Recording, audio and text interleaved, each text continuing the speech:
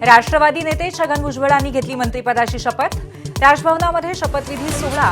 धनंजय मुंडेंच्या अन्न नागरी पुरवठा खात्याची जबाबदारी मिळण्याची शक्यता।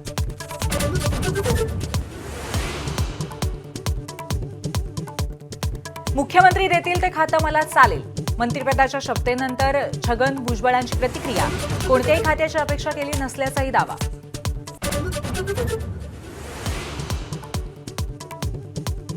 जातीयवादी लोक पोचणाऱ्या अजित पवारांना किंमत मोजावी लागेल। भुजबळांच्या मंत्रिपदावरती मनोज जरांगेंची प्रतिक्रिया। तर भ्रष्ट लोकांना मंत्रिपद दिल्याचा अंजली दमानी यांचा आरोप।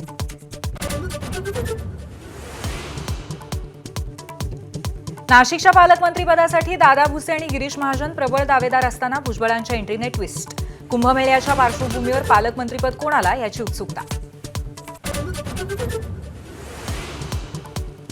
पाकिस्तानचा पर्दाफाश करण्यासाठी परराष्ट्र सचिव आज संजय झा, कनिमोळी आणि श्रीकांत शिंदेंच्या शिष्टमंडळांना माहिती देणार।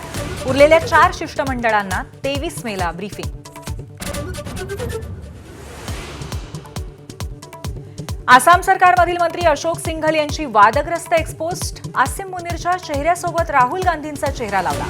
राहुल गांधींना निशाने पाकिस्तानची अपेक्षा आहे का, सिंघल यांचा सवाल।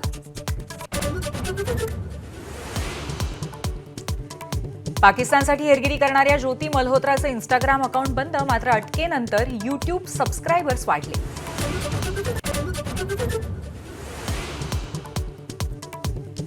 वक्फ कायद्याच्या वैधतेवरती आज सर्वोच्च न्यायालयामध्ये सुनावणी। सरन्यायाधीश भूषण गवईंसमोर होणार युक्तिवाद।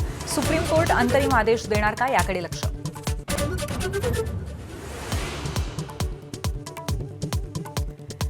ज्येष्ठ खगोलशास्त्रज्ञ जयंत नारळीकर यांचं निधन। 86व्या वर्षी पुण्यातल्या घरी अखेरचा श्वास घेतला। शासकीय इतमामामध्ये उद्या अंत्यसंस्कार।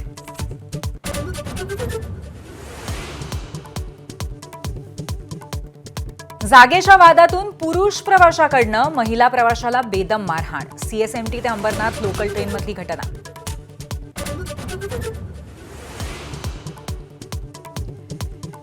मुंबईसह महाराष्ट्राला आज आणि उद्या जोरदार पावसाचा इशारा। अनेक ठिकाणी वादळी सरी बरसणार, तर नाशिक पुण्याला ऑरेंज अलर्ट।